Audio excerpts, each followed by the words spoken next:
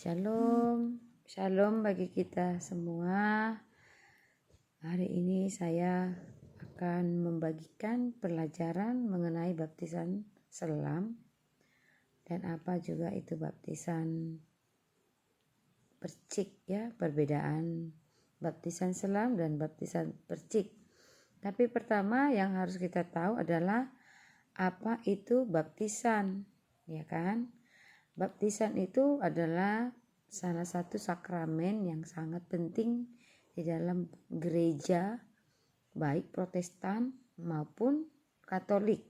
Nah, baptisan berasal dari kata baptiso.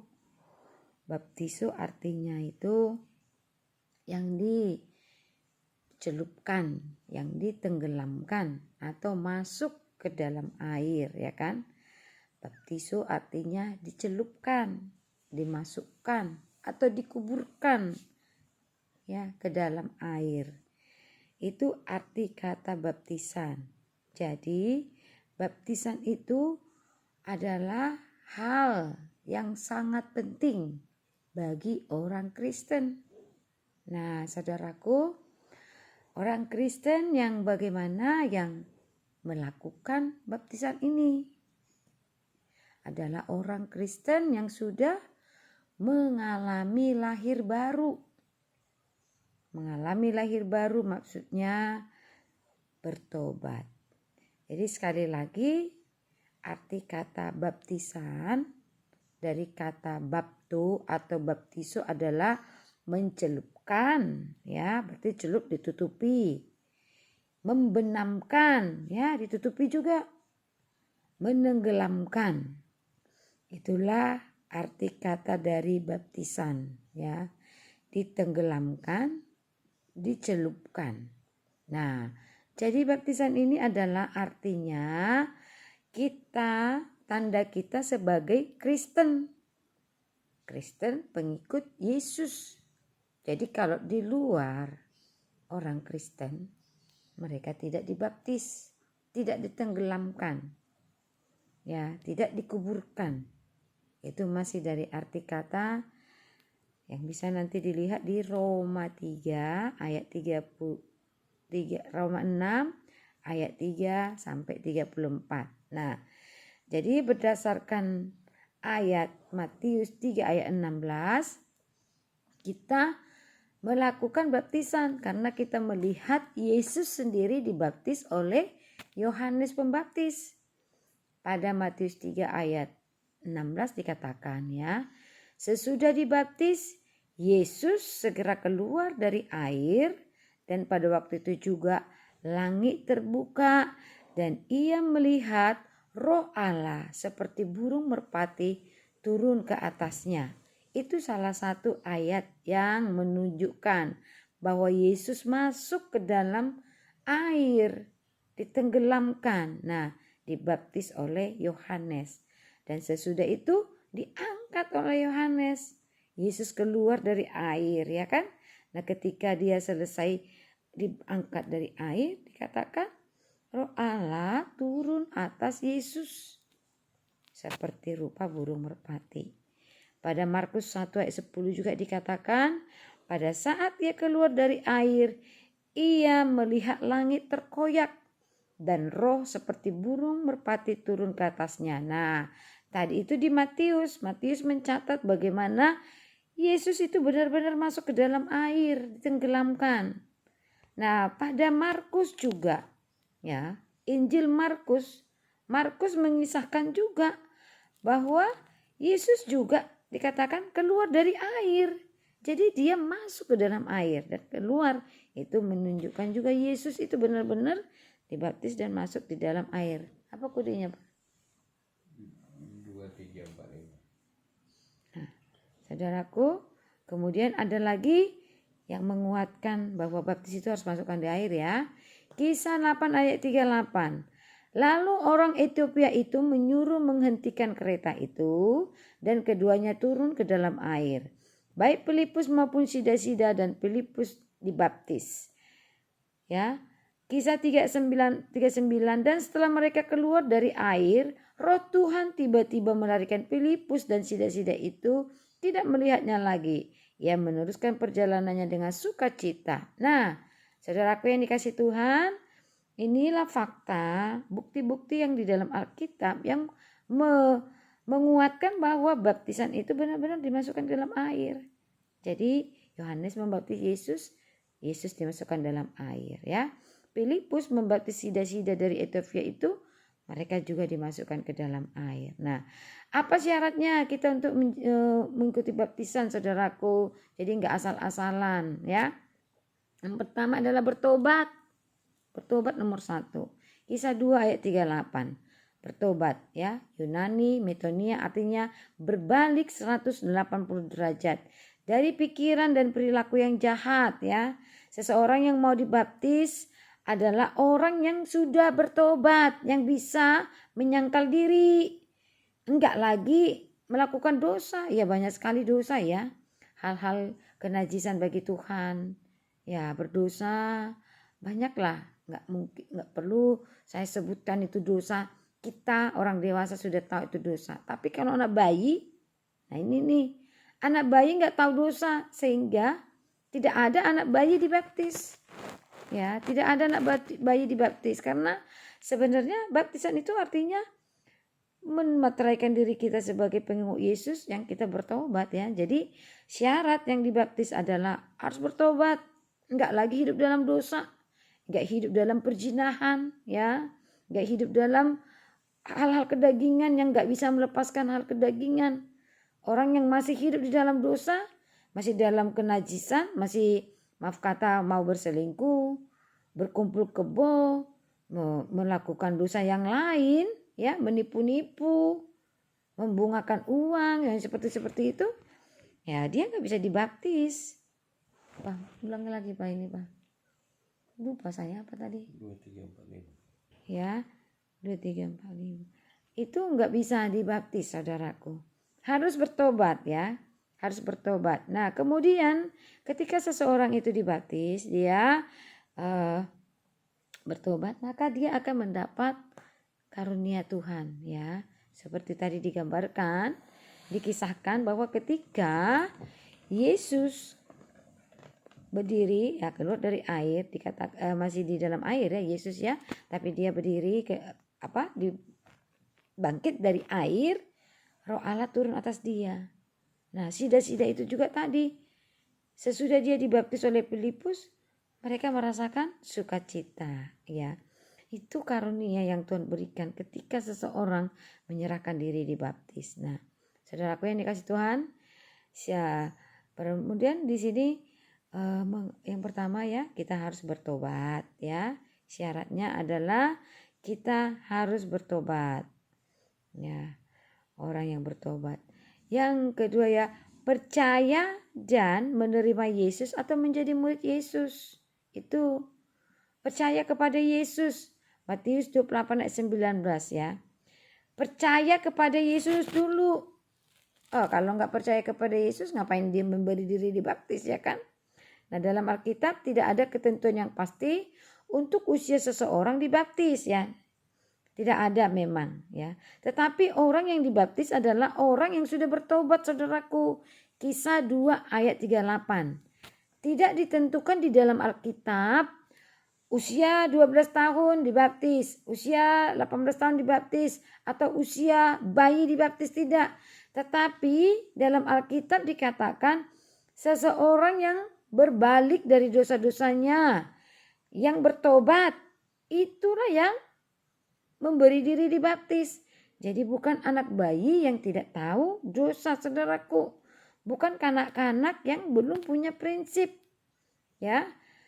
Tetapi orang kita dewasa, ya umur 12-13 tahun sudah mulai remaja, dia sudah bisa menentukan iman. Ya, paling tidak usia segitulah yang paling kecil. Kalau dibilang 6 tahun dibaptis, saya enggak yakin anak ini sudah tahu dosa dan benar-benar bertobat menyadarinya, tidak ya. Jadi orang yang bertobat itulah yang dibaptis ya. Pada umumnya baptisan dilakukan setelah kita diajari. Nah, hari ini saudaraku, saya mengajari kita, keluargaku, saudaraku, tentang baptisan ya. supaya kita tahu mengapa sih kita seorang Kristen harus dibaptis. Saudaraku yang dikasih Tuhan, jadi sekali lagi saya katakan, anak bayi tidak dibaptis. Tetapi Alkitab pada Lukas 2 ayat 21 sampai 22 dikatakan, ya, tetapi Alkitab mengajarkan agar melakukan penyerahan anak-anak kecil seperti Tuhan Yesus diserahkan di bait Allah. Nanti bisa dibuka Lukas 2 ayat 21 sampai 22. Dikisahkan Yesus dibawa ke bait Allah dan diserahkan ketika dia bayi, saudaraku. Sekitar 8 hari Yesus diserahkan, tidak dibaptis ya. Yesus bayi usia 8 hari dibawa ke bait Allah, ke rumah Tuhan, diserahkan, tidak dibaptis. Nah, apa makna baptisan? Nah, ini yang harus kita pegang. Yang pertama adalah tanda orang bertobat. Matius 3 ayat 2. Jadi Yohanes membaptis Yesus ya. Yohanes membaptis Yesus. Ya, Yohanes pada pertama kali berkata, "Bertobatlah sebab kerajaan Allah sudah dekat," ya, pada Matius 3 ayat 2. Bertobatlah sebab kerajaan Allah sudah dekat. Itu yang diserukan oleh Yohanes. Jadi artinya baptisan itu diberikan kepada orang yang bertobat, bukan sembarangan. Jadi kalau mau menikah dia dibaptis. Dia harus benar-benar bertobat, saudaraku. Bukan hanya syarat untuk menikah di gereja. Harus dipegang prinsip, harus bertobat. Yang kedua dikatakan Matius 3 ayat 11. Yohanes membaptis dengan air sebagai tanda pertobatan. Ya, Yohanes membaptis dengan air sebagai tanda pertobatan, saudaraku. Jadi Yohanes, rasul-rasul, bahkan sekarang pendeta atau hamba Tuhan yang membaptis hanya membaptis dengan air. Ya. Tetapi dikatakan, tetapi Yesus akan membaptis dengan Roh Kudus dan dengan api, ya. Tuhan Yesus akan membaptis kita orang percaya dengan roh dan api, ya, dengan Roh Kudus dan api. Jadi dapat disimpulkan bahwa Yohanes memang bagi orang yang bertobat, ya, membaptis orang yang bertobat. Itu yang pertama arti baptisan, yaitu bertobat. Yang kedua, mengapa kita harus dibaptis, yaitu kematian kita terhadap dosa. Roma 6 ayat 3 sampai 11, ya. Jadi baptisan air melambangkan kematian kita terhadap dosa bersama dengan Kristus. Kita dibangkitkan untuk hidup baru. Kita dilahirkan kembali oleh air dan roh. Baptisan menandakan hidup baru itu dan bahwa kita dibersihkan dari dosa. Nah, kan sudah tahu tadi ketika Yesus dibaptiskan, dimasukkan, ditenggelamkan ke dalam air oleh Yohanes, lalu dibangkitkan lagi, itulah menunjukkan kita sudah mati dengan Yesus, mati atas dosa-dosa kita. Nah, dikisahkan ketika Yesus sudah diangkat dari air, ada roh Allah dalam rupa burung merpati hinggap kepadanya. Itulah Allah memberikan Roh Kudus, membaptis dalam Roh Kudus, ya. Saudaraku yang dikasih Tuhan, sama seperti sida-sida tadi. Setelah dia keluar dari air, Filipus hilang, dikatakan, dan dia merasa sukacita. Kenapa sida-sida ini bersukacita? Karena dia dilawat oleh Roh Kudus. Nah, saudaraku yang dikasih Tuhan, sungguh luar biasa, ya, ketika kita mau diri kita dibaptis. Yang ketiga, mengapa kita harus dibaptis? Itu tindakan iman orang percaya. Tindakan iman untuk melaksanakan kepercayaan kepada Injil, yaitu bahwa Kristus telah mati karena dosa-dosa kita, ya. Sesuai dengan kitab suci, bahwa ia dikuburkan, bahwa ia telah dibangkitkan pada hari ketiga. Sehingga sesuai dengan penjelasan Roma 6 ayat 34, maka baptisan adalah tindakan iman bahwa kehidupan lama dan seluruh dosa kita dikuburkan bersama dengan kematian Tuhan Yesus dan dibangkitkan bersama dengan Kristus Yesus yang oleh kemuliaan Allah dan memperoleh hidup baru di dalam Yesus. Saudaraku, ketika kita selesai dibaptis, kita mengalami namanya hidup baru. Mengapa orang Kristen harus hidup baru? Ya memang harus. Karena hidup lama kita itu yang masih dalam dosa, itu sudah nggak bisa bersama dengan Tuhan. Orang yang berdosa nggak bisa melihat Tuhan, saudaraku. Firman Tuhan berkata, orang harus dilahirkan kembali. Sebab hanya orang yang dilahirkan kembali yang bisa melihat Tuhan nanti, saudaraku. Jadi orang yang tidak dilahirkan kembali, dia tidak bisa melihat Tuhan. Nah, yang keempat, yang terakhir, mengapa baptisan sangat penting? Ya, penting sekali loh, saudaraku, baptisan ini. Perintah Tuhan Yesus yang pertama, yaitu amanat agung. Matius 28 ayat 18 sampai 20. Markus 16 ayat 15 sampai 18. Jadi baptisan adalah amanat agung dari Tuhan Yesus. Yesus berkata, waktu dia mau terangkat ke surga, dia katakan kepada murid-muridnya, pergilah dan jadikanlah semua bangsa menjadi muridku. Ya. Kemudian apa? Ajarlah mereka, ya. Ajarlah mereka, baptislah mereka di dalam nama Bapa, Anak dan Roh Kudus. Jadi saudaraku yang dikasih Tuhan, kalau hari ini saya buat video ini karena saya adalah hamba Tuhan, saya harus mengajarkan supaya paham.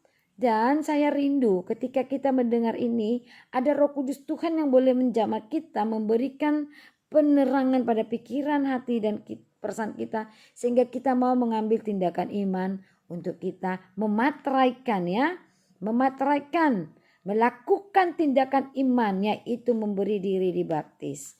Nah, ini perintah Tuhan Yesus, berarti itu sangat penting, saudaraku. Tuhan Yesus memberikan perintah, bukan pilihan kepada murid-muridnya. Bukan bilang gini, beritakanlah firman. Kalau orang itu mau dibaptis, baptis. Kalau nggak mau, nggak usah baptis. Tidak, saudaraku. Tetapi Tuhan Yesus bilang, pergilah dan jadikanlah semua bangsa muridku. Ajarlah mereka dan baptislah mereka di dalam nama Bapa, Anak dan Roh Kudus. Itu menyatakan perintah Tuhan itu penting dan harus dilakukan sebagai orang percaya. Jadi baptisan yang Tuhan Yesus ajarkan adalah baptisan dalam bahasa Yunani, baptiso, ya.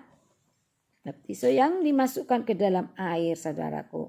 Jadi inilah baptisan yang diperintahkan Tuhan Yesus. Itu makanya saudaraku yang dikasih Tuhan, mengapa kita harus dibaptis, ditenggelamkan. Karena itu yang diajarkan Tuhan Yesus. Karena itu yang dilakukan Tuhan Yesus. Karena itu yang tercatat pada Injil, saudaraku. Baptisan itu ada di dalam Injil, tidak di perjanjian lama. Nah, saudaraku yang dikasih Tuhan, mari kita genapin itu. Ya, yang pertama tadi karena amanat Tuhan Yesus. Yang kedua karena kita menggenapi seluruh kehendak Allah. Matius 3 ayat 13 sampai 17, ya. Yesus yang tidak berdosa pun dibaptis untuk menggenapi seluruh kehendak Allah dan juga sebagai teladan. Saudaraku yang dikasih Tuhan, kita berbalik lagi kepada awal. Yohanes membaptis itu bukan tradisi, saudaraku. Tetapi dikatakan Yohanes itu ya sudah dikisahkan pada sudah diberitahu pada perjanjian lama, pada kitab Yesaya, ya, pada kitab Nami-Dabi. Yohanes ini sudah dinubuatkan, dikatakan aku mendengar suara berseru-seru, ya. Aku mendengar suara berseru-seru yang berkata, bertobatlah. Nah, itu sudah ada pada perjanjian lama, dinubuatkan tentang kehadiran seorang. Tetapi itu bukan Yesus. Itulah Yohanes Pembaptis. Jadi Yohanes Pembaptis artinya apa? Mempersiapkan jalan bagi Tuhan Yesus. Makanya Yohanes Pembaptislah yang membaptis Tuhan Yesus. Jadi yang pertama sekali Yohanes itu lakukanlah membaptis Tuhan Yesus. Dan itulah lambang orang bertobat, saudaraku. Jadi Yohanes membaptis ini bukan inisiatif dia. Tetapi itu karya dari Bapa di surga. Karya dari Allah yang harus digenapi. Jadi Yesus pertama sekali dibaptis. Yesus ya Tuhan kita, teladan. Yesus menyuruh semua orang percaya dibaptis. Yesus sendiri yang tidak berdosa dibaptis, saudaraku. Apalagi kita yang berdosa. Nah saudaraku, inilah yang paling jelas saya pikir mengapa kita harus dibaptis selam. Nah, kembali lagi kepada baptisan percik. Jadi baptisan percik itu adalah diberikan latar belakangnya adalah karena di Eropa dulu air susah. Kalau lagi musim dingin mereka atau salju tidak ada air. Sehingga diberikan baptisan percik kepada siapa? Bukan kepada orang yang sehat walafiat, tetapi kepada orang dewasa yang sedang sakit, ya. Mungkin dia sudah mau meninggal, sekarat, atau kepada bayi yang sudah mau mati, saudaraku, sakit, sehingga tidak memungkinkan pergi ke sungai atau ke kolam atau ke laut, maka mereka dibaptis percik. Tetapi lama-kelamaan banyak gereja baik Katolik maupun Protestan mengambil langkah praktis sehingga mereka memberikan percik. Tetapi kembali lagi ke kita, saudaraku, baik percik atau selam, kita tahu tadi firman Tuhan. Tetapi intinya baptisan adalah pertobatan. Jadi bukan anak bayi yang bertobat, saudaraku. Jadi saudaraku yang dikasih Tuhan, ya, kalau kita sudah dibaptis selam nih, tetapi kita berbuat dosa, kita nggak perlu lagi dibaptis selam untuk 2 kali 3 kali baptisan. Bahkan ke sungai Yordan pun nggak perlu, saudaraku. Cukup kita berbalik lagi kepada Tuhan. Tetapi kalau kita yang masih belum dibaptis selam, saya sudah gambarkan bahwa baptisan itu tidak untuk bayi, tetapi untuk orang dewasa yang bertobat, ya. Kalau kita sudah dewasa, menyadari dosa-dosa kita mau bertobat, mau memateraikan diri kita kepada Tuhan, itulah tindakan iman yang harus kita lakukan karena Tuhan Yesus menyuruh, ya, memerintahkan, dan Tuhan Yesus juga sudah memberi contoh. Mengapa kita dibaptis selam? Karena pertama adalah perintah Tuhan Yesus, yang kedua menggenapi rencana Allah bagi kita supaya kita bisa bersama-sama dengan Bapa.